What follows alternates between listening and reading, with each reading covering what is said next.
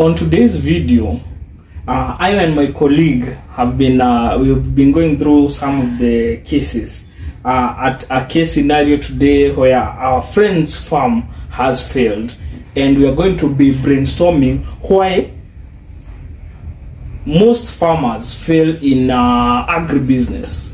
Call it pig farming, dairy farming, goat farming, poultry farming. And that is our topic today. Why agribusinesses fail more on that is our topic today. My colleague here is called Jaystar, Vet Jackson, Jacob Jackson. You can also subscribe to his channel, Jaystar Vetcare.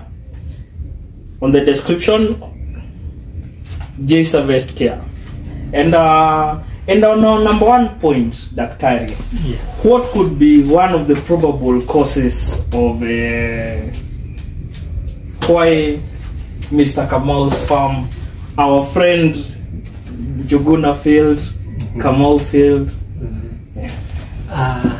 We have several factors that can cause a farm to fail. For instance, from Juguna's farm, I realized that he didn't consult experts before starting the business. Ideally, in any business, you have to engage technical experts for you to achieve prosperity in that business.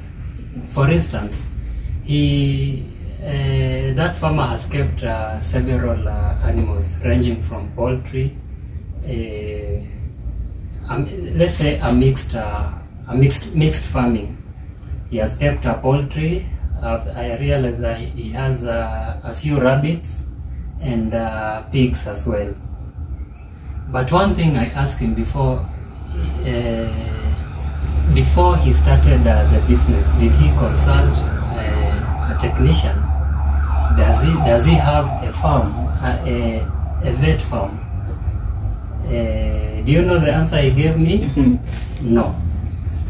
Expected, but yeah. That is the point I noted. One of the mistakes farmers make before engaging into this business. Yes. Okay, it's quite funny that when reality dawns, I have happened to meet another farmer who happened to take some loan. Got some loan, only that for him he was a telephone farmer. Calling from farm. Calling from farm. Yes. He's working at Webuye. Webuye is on the western part of Kenya, and his farm is in Kiambu. Now the funny thing is, this farmer was doing broilers. The flock comes, but now the farmhand is a neighbor and still doing broiler farming. Okay. So he scoops a few. These farmers say he has 1,000 or even 2,000 heads for birds. He gets like 100 or 200 of them and rears them in his farm. And he selects the bigger ones. Kidogo. Yes. He also sources the food, the poultry feed this farmer, telephone farmer is giving. He's also feeding his birds. So this farmer is going at double losses. So in short, he's funding his farm plus the neighbor's farm. I get it. Kitumbua kimeingia mchanga. Because now that's more of you did not consult a vet to give you maybe a total production estimate. At what age these birds, the total consumption of feed by then.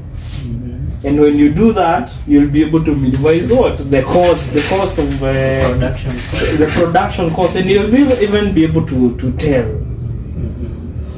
yeah, it's quite unfortunate. Then eventually this farmer calls you after everything has gone south.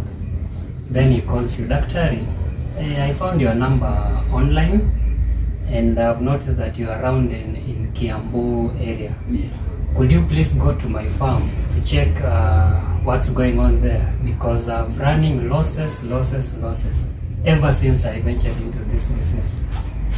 And in the long run, hating agribusiness. Yes. Then eventually he will say, it is a scam. It is a scam. It is a scam. Pig farming is a scam. It is a scam. Yeah. Another practical example I've come across, though we'll still communicate this one in another video where we'll be sharing tales of farmhands. Yeah. In the coming video, we'll be talking about, let me note that down, tales of farmhands. Especially when they know that the boss is not around. The boss tells the farmhand, kindly take some photos and send them to me so that I can see the progress of the farm. Mm-hmm. The farmhand will capture what interests your eyes. Yes. And then you will think that you are progressing. In real sense, before you realize that you are messing, it will be too late. Because you so much trust that farmhand. Yeah. Kijana yangu itaniangalia. Kijana dada yangu. Another case that I might have that will still another point is on records. Record keeping. Poor record keeping will take you down the drain. Mm-hmm. Record keeping whereby if this farmer does a head count of the number of chicken, say has 1,000 birds, mm-hmm. from day of purchase, mm-hmm. procuring 1,000 birds at chick stage, going that is day one or day one. That's a day one. Yes. This bird grows, say a few mortalities, and by the time we are rearing, you're getting say 950, 50 birds might have died along the way. Yeah. The mortality of 15 along the way, which is still common. Yeah, you might find a weakling, one starve outs. Yeah. You wouldn't miss one too. Yes. But now, the farmhand on the cost of production, when these birds are laying, you know the numbers don't lie. Yes. Say at 950 at 90%, that is 855 eggs. That is 28 and a half trays. 28 and a half trays. And then on this day, this farmhand tells you you're getting like 24 trays. Mm-hmm.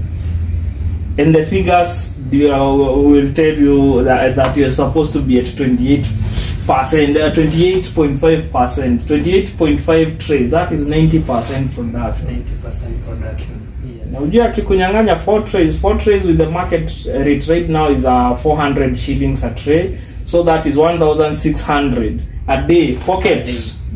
And so getting tax free. A bag of layers mash is going at 4,000 shillings. So in the least you can get is around 3,800. Let's say 4,000. 4,000. So in if he does 4 trays in 3 days, he has a sack. He has a sack of a bag of layers mash, and you're going to lose it. The same case happens in pigs, even dairy. This farmhand, say you have a production of 16 liters, and in the 16 liters, he scoops 2 liters. 2 liters. So that's 2 liters. In a week, that is 14 liters. 14 liters, hiyo ni pesa mzuri. Yeah. He'll be feeding the family back at home. Yeah, we have seen such cases. Yes. And about record keeping, I've interacted with a few farmers, pig farming farmers. record keeping is a challenge to them, because you arrive at the farm, he has called you, he wants you to take to do teeth clipping, iron injection, and then you ask the farmer, when did the sow farrow the piglets?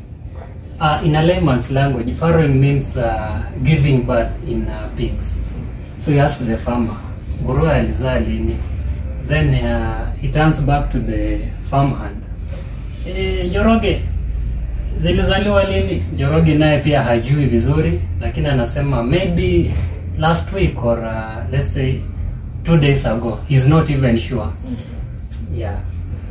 So record keeping is very key, because when we narrow down to pig farming, they're supposed to be injected with the iron at 3 days old. Then we cut the teeth, that is teeth clipping. Yeah. The essence of that is to make sure that they don't fight while suckling the sow, the mother, and to minimize injuries while struggling for the best teeth. So when you tell me that come and cut the teeth, and then I realize that they are 2 weeks old, then it loses the meaning of teeth clipping. You get it? Yeah. So that period it already have injured the teeth. The damage has already been done. Yeah. Yes. And then about weaning the piglets, they're supposed to be weaned at 2 months old. The farmer does not know how old the piglets are, so they end up taking too long with the mother, or they wean before the 2 months. At the end of the day, and that's a time bomb. Yeah, that's a time bomb. True. Another case for record keeping: when you keep records, you'll be able to give the right feeds, right amount. You'll not like underfeed. You'll not still overfeed. Yes. And then you'll still make money when you don't overfeed. But when you underfeed, that's also a time bomb. These are the production. You say for pigs, they'll delay on harvesting period to reach the ideal market weight. The ideal market weight, you'll delay on that. You will take like forever. You'll take forever, definitely. Yeah. Then eventually you say pig farming is not paying. It is a scam. And the real problem is you. Let's narrow down to pig farm. You know, I'm a large animal scientist. Let me say scientist. Yeah, I like dealing with large animals, specifically pigs. Record keeping is very key, especially when you have several pens, the subdivisions in pig farming. Let's say your farmhand is not around, and he has called in a friend to cover up for 1 day. Yet the new guy doesn't know the number of piglets in a pen. He doesn't know how much to feed in that pen. So eventually he will gamble. You know, he will gamble. He will give what he thinks it's supposed to be given. So maybe ameachiwa akasema hii bag inafaa itoshe the whole farm. But kuna hiyo partitioning, kuna lactating sow, kuna a grower, kuna beconer, kuna poker, na winners. So each stage requires a certain amount of feed for them to thrive. So sometimes you can put like a blackboard on each pen, and let's say this pen number 1 has 5 piglets, and they're supposed to be fed this amount of food per day. So when a new guy comes in, it becomes very easy to adapt into the system. Yes. Yeah, that's one of the main importance of record keeping. Yeah. For in case there'll be shifts, it's still very well to note that down. Yeah. The number of sick in the sick pen, in the quarantined area. Yes. If at all there's a visitor who has happened to visit your farm, yes, and then maybe a viral disease, an outbreak pops in, comes into your farm, you'll be able to see within the last 1 week how many people visited the farm. Which pen started the mortality, manifesting the signs, the diseases. So you'll be able to arrest the issue early enough. Yes. Make sure you have records. Record keeping is very key. Sometimes you, the boss, you can decide to visit your farm and relieve your farmhand. Yeah? Maybe over the weekend you have come with your children and they also want to take part in big farm. So you relieve the farmhand. And while you relieve him, maybe he has not put proper records in the pen, or maybe the house, the poultry house. So you end up gambling, not knowing what to feed, how much to feed. That just a small error, especially in your area of poultry farming, laying. Yeah. Production will definitely be affected. You'll definitely feel it. Maybe in pigs, 1 or 2 days, we can give it a benefit of doubt. But in a production stage, don't mess with the record keeping. Records. Yes. Do your records right, and you'll smile all the way to the bank.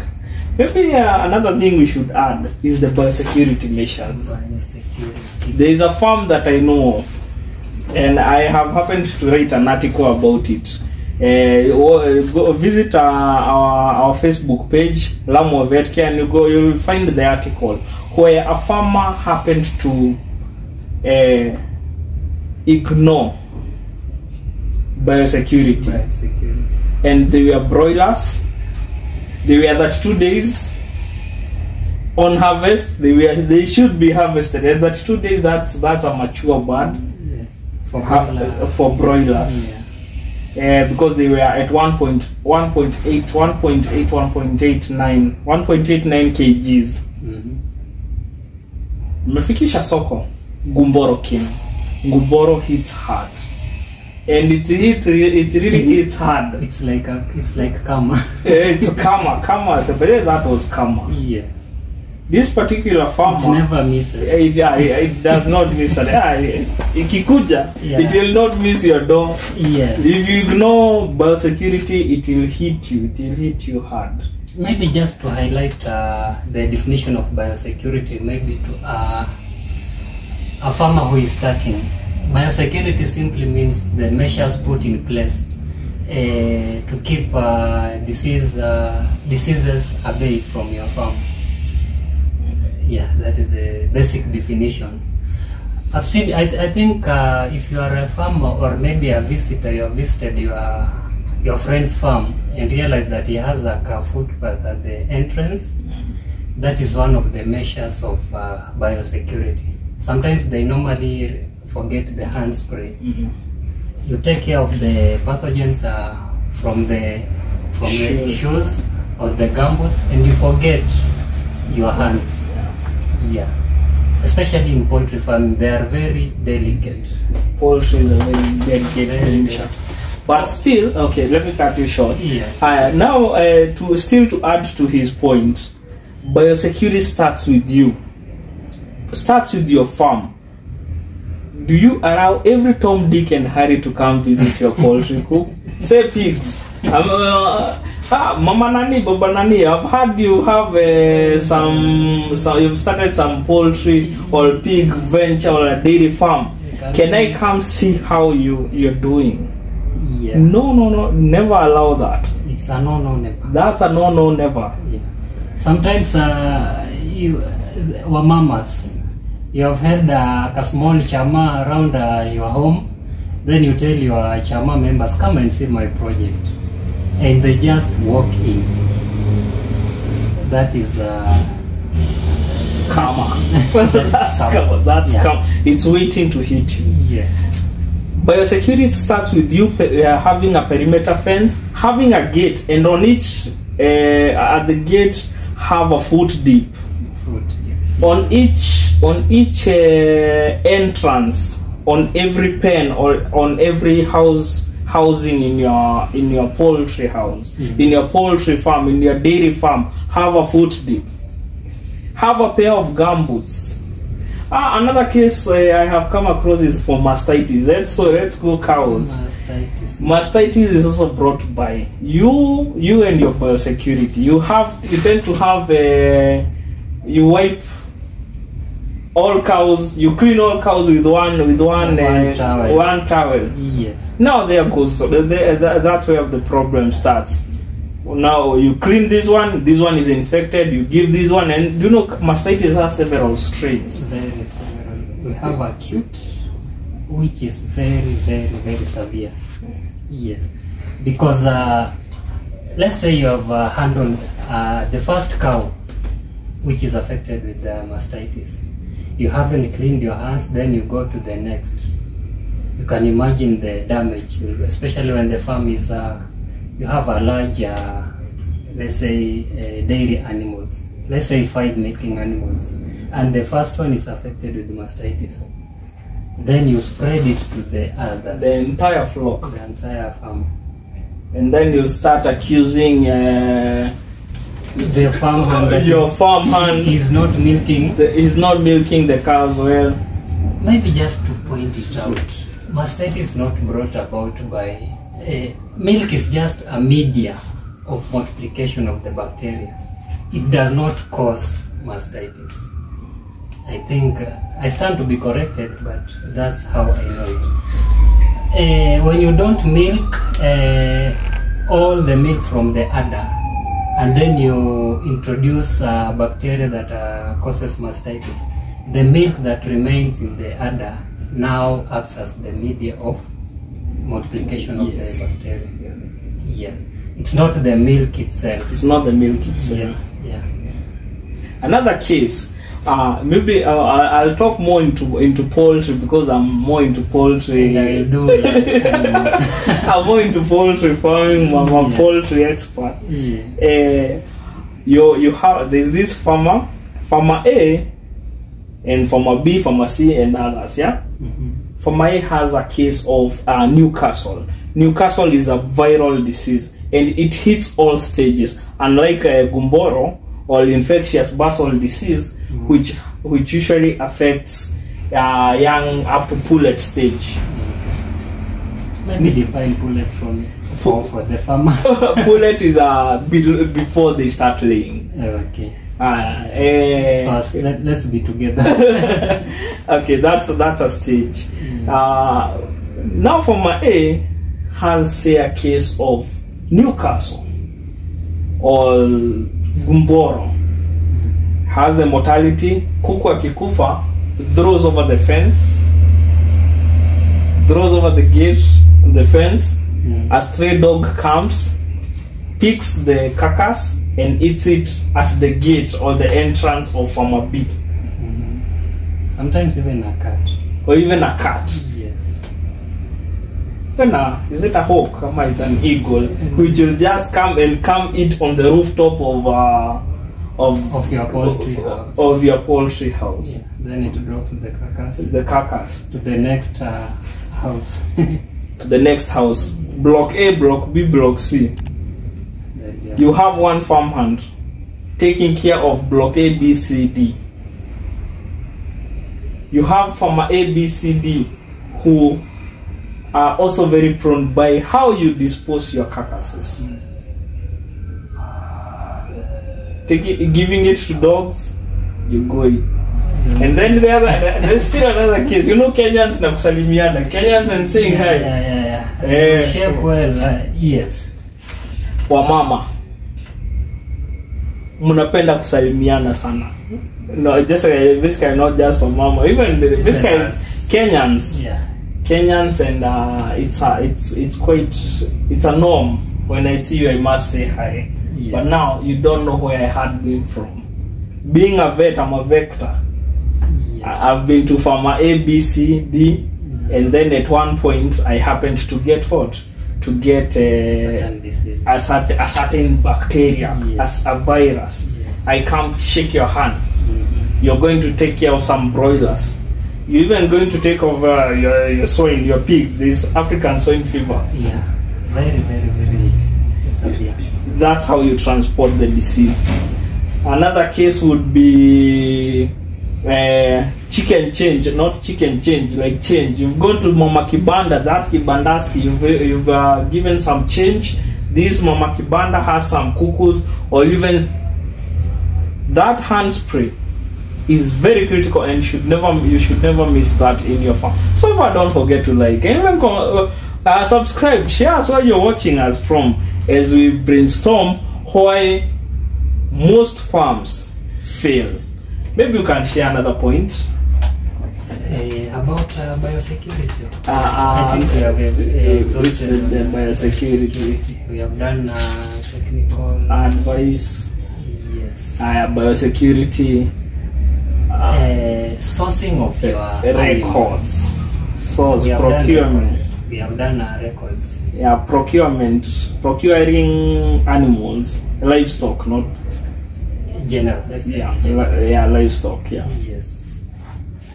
I'll talk pigs. I like pigs. Yeah. I've had this farmer. He's let me say he's just like a family friend. He called me, Daktari, I have a vision. I have niko na maono ya kuweka nguruwe. Nikamsikiza.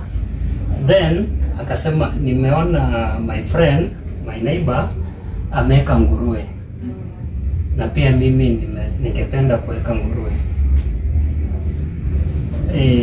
I didn't know that he has already purchased. He's just sharing on a lighter note. Kamweleza, yes, you need this and this. And by the way, I've already purchased some pigs. Said, okay.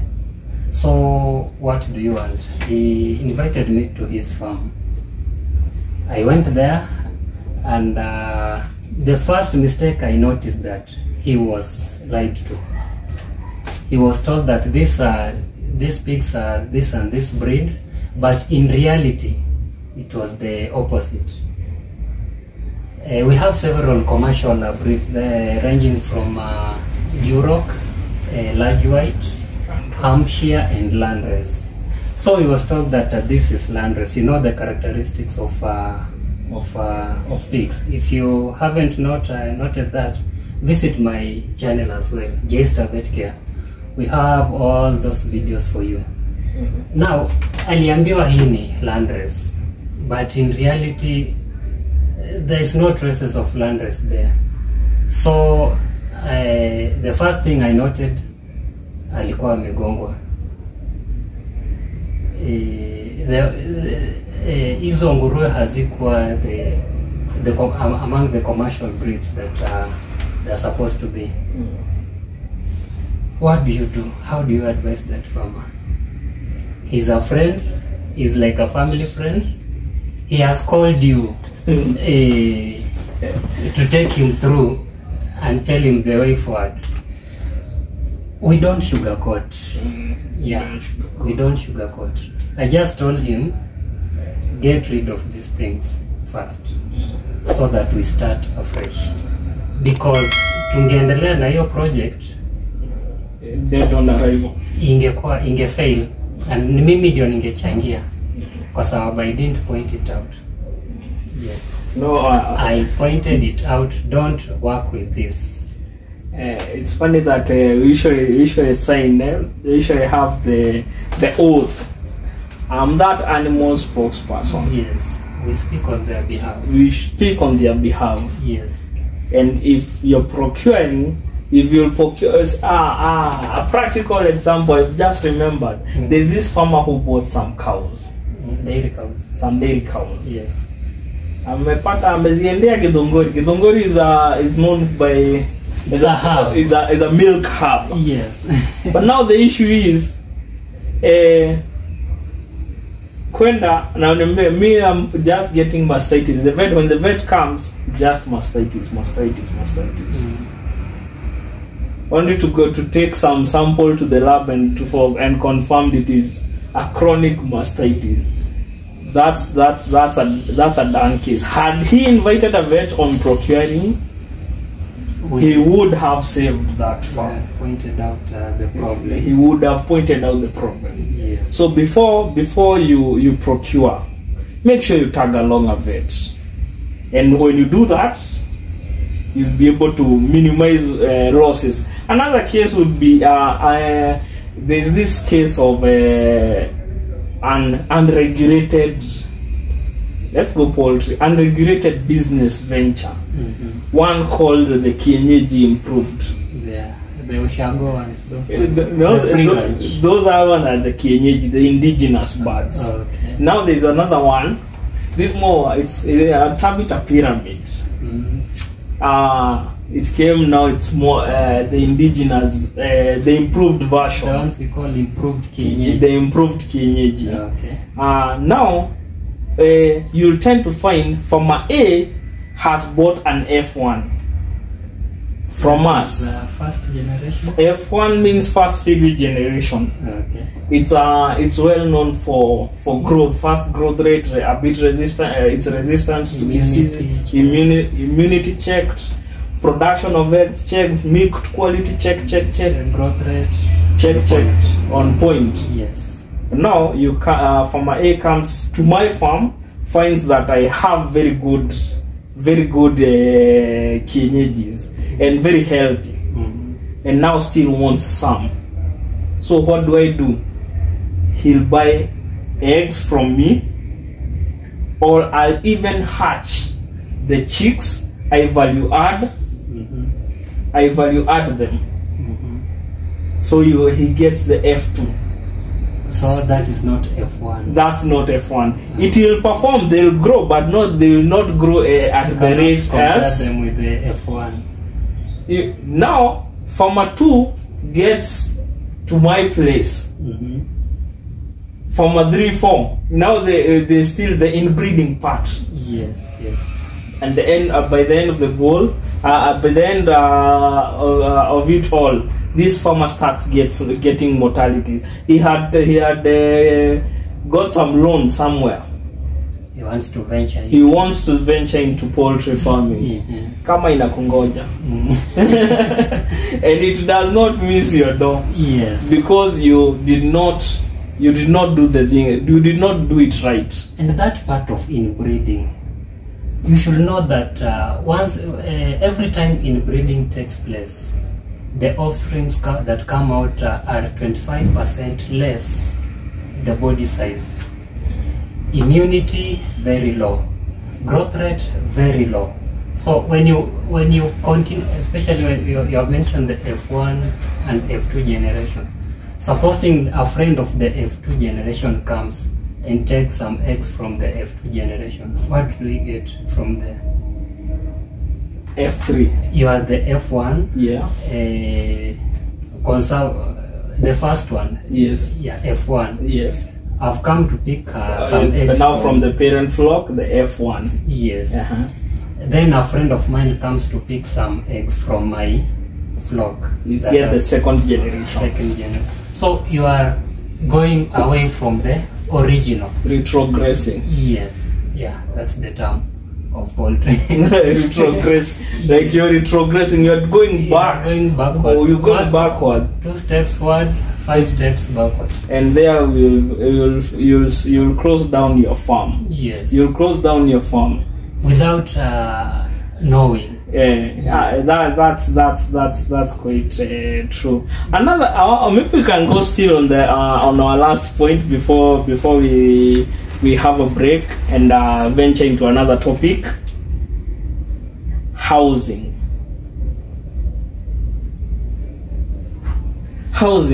Now, farmer A goes to farmer B goes to farmer A and finds he's doing good. But now he has a big poultry flock and selling eggs. But one thing that you'll not see, you might copy paste his problems to your farm. You copy paste his problems to your farm. And how do you go about that? The very same fundi that did his flock will do did his poultry house will do yours. The very same vaccination schedule, or even not vaccinating, you'll still carbon copy his. Yes. And that's a disaster in waiting, because a poultry house should have the recommended measurements, not overcrowding, east-west direction, the day length well lit, aeration, ventilation, perfect. And when you do that, you'll smile all the way to the bank. The same applies to pig farming and the other livestock, large animals. Yeah. Housing is key. Don't just wake up and say, now today I want to keep pigs. Hata mababu zetu walikuwa wanaweka nguruwe, wanaachilia, they go and meander around, then come back. No. Nowadays we have commercialized farming. It's not about just keeping a profitable business. It's an agri-business. Tag along a vet. It won't cost much just to get advice from a vet. From we call it from the horse's mouth. From a qualified, not just a vet, not qualified vet. As now. Lamwa Vetcare, Jaystar Vetcare. Yes. Don't forget to like, comment, and even subscribe. Subscribe to his channel. Watch his videos, or as he takes you through pig farming. AI, that is the regenology. He's the regenologist. Yes. Artificial insemination. Artificial insemination in pigs. He'll take you through that. We got you covered. We got you covered. Yes. Chill in our next video. We have a lot to discuss. Time is not on your side, but we have a lot to discuss with you guys. Yeah. See you in our next video.